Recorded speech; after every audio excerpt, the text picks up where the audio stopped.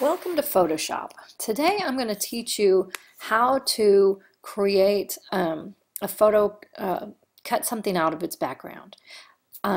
With Photoshop, I'm just going to give you a quick tour. You should see a few things as you look at this program for the first time. You're going to have a toolbar over on the right side, on the left side. If you're not seeing it, go to Window, and you should see Tools down here. Every time you turn on Photoshop, you should see your toolbar. If you don't find things that you're looking for, go to the window on the top and you should be able to find things. You need to see your layers and you should see history. Okay, over here on the toolbar, there's lots of different functions and I'm not going to go into all of those now. But there are a few tools that we're going to use a lot. And if you notice, there's these little tiny arrows in the corner of these tools. And if you click on it, hold down with your mouse, you'll see that many tools live under a single button. So as you get more familiar with the program, you'll kind of learn where things live. As you click on things, your menu bar up here is going to change depending on what tool you've got selected. Today what we're going to do is we are going to cut this flower out from its background. And in order to do that, you have to tell Photoshop what part of the picture you want to select to make a change. Now, there's about 10 different ways to do the same thing in Photoshop, but I'm going to teach you a couple of ways to do the same thing. The easiest way to do it is with this tool right here. It's called the Quick Selection tool. And your toolbar may look like a single line, but if you click on these double arrows right at the very top, you can adjust it so that it's either single or double. And I like to have mine doubled up because I can find things easier. So this tool is the second one down on the right column. And if I click on that, what you're going to see is a little circle with a plus. Now, on my keyboard, right next to the letter P on the right side of the keyboard, there's bracket keys. There's these square bracket keys. And if I hold down the one on the right side, I can make this brush bigger.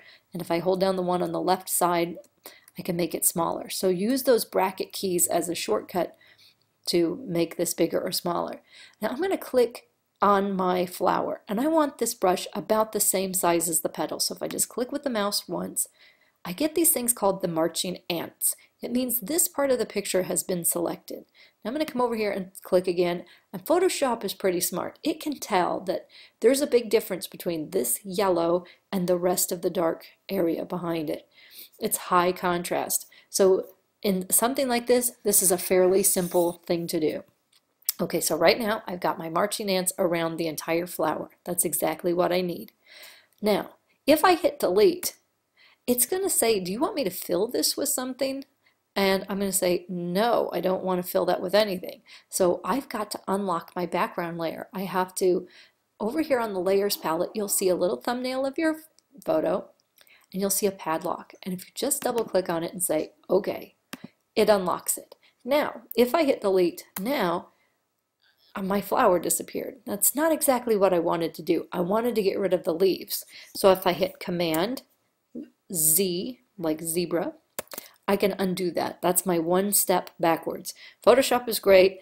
It lets you do a lot of things, but it only lets you step back one time with undo, and that's Command Z. If I really screwed up, I can go back in time in my history palette. So what you do is look for history, and if you're not seeing it, go to Window, History, and you can see all the steps that you've made so far. So I'm okay. I'm going to go over here and I'm going to go to Select on the top bar, Select Inverse. And what that means is I'm going to choose everything except the flower. And I can see now my marching ants are going around the edge of the picture. Now if I hit delete, I have this checkerboard, which is great. Checkerboard means that it's empty. It's not a white piece of paper behind it now. It's just empty pixels, which is exactly what I want. Command D, like dog, will deselect my marching ants, so I get rid of that. Now this little button here, the arrow with the cross, this is the move tool. This is pretty fun. You can move this flower around. You can move it into another photo. You can move it wherever you want it to go. So once you unlock it from its background, it's free to do whatever you want. This is pretty exciting. Okay, that is the fastest and easiest way to cut something out of its background. Now let's go back in history. So go to your history button. Whoops, and I just erased it. It's right over here on your toolbar too. It looks like an arrow. I'm just going to go zip up to the top, and I'm going to see this thumbnail right here. Click on that, and you can go back in history to the beginning. So we're starting over. Okay. There's a couple things. Sometimes, let's say you've got a person with a white shirt on against a white wall. It's going to be harder to cut that out because Photoshop can't tell the difference between the white shirt and the white wall. So sometimes you need to trace around your object. Now, like I said, there's many different ways to do this, but one way that's fairly easy is with a magnetic lasso tool. It's right opposite of the quick selection, and if you hold that button down, you'll see a regular lasso, but you'll see this magnetic lasso. Now, what this does, some people love this tool, some people hate it, but it's a tracing tool, and it brings a piece of string with it. Now, you can make a big mess pretty quick. If you do, just hit Enter, it connects the dots, and hit Command Z, it'll undo it. Okay, what I'm going to do is I'm going to take this tracer, and I'm going to stick it, whoops, hold on. I can hit delete and it'll get rid of that point. I guess this little arrow is what I need to be. I am tracing around, you can see the string.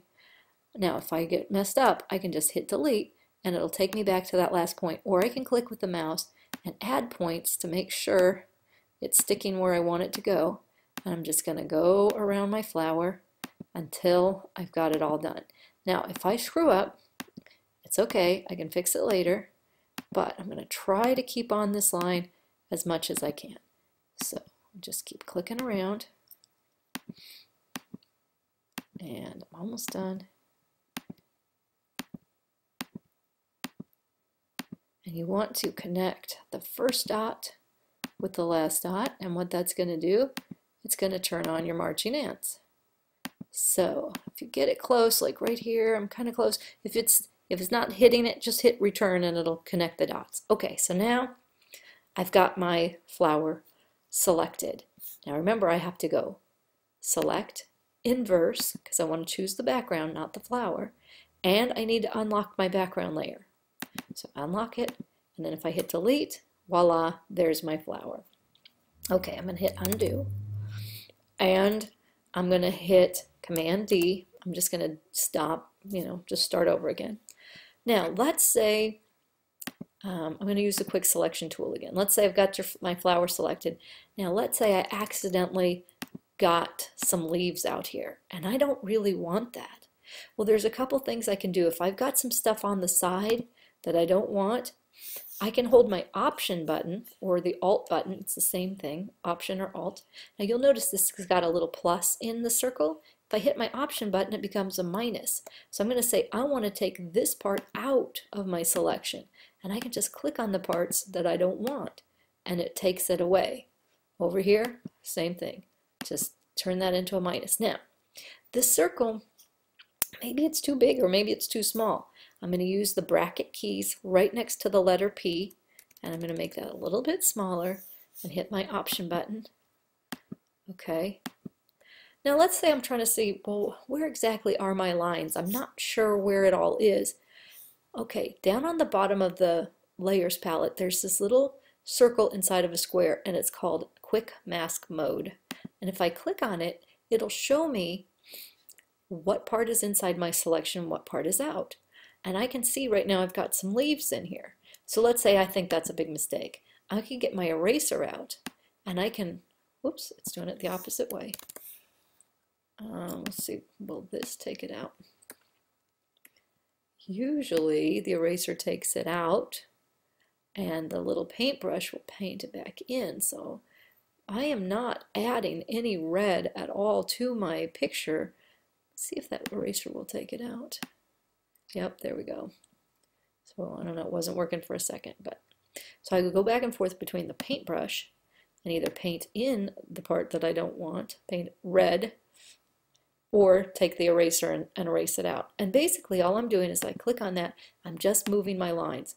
There's nothing red that's going to be on the picture. It's just showing me where my lines are. So I can have more control using this quick mask mode.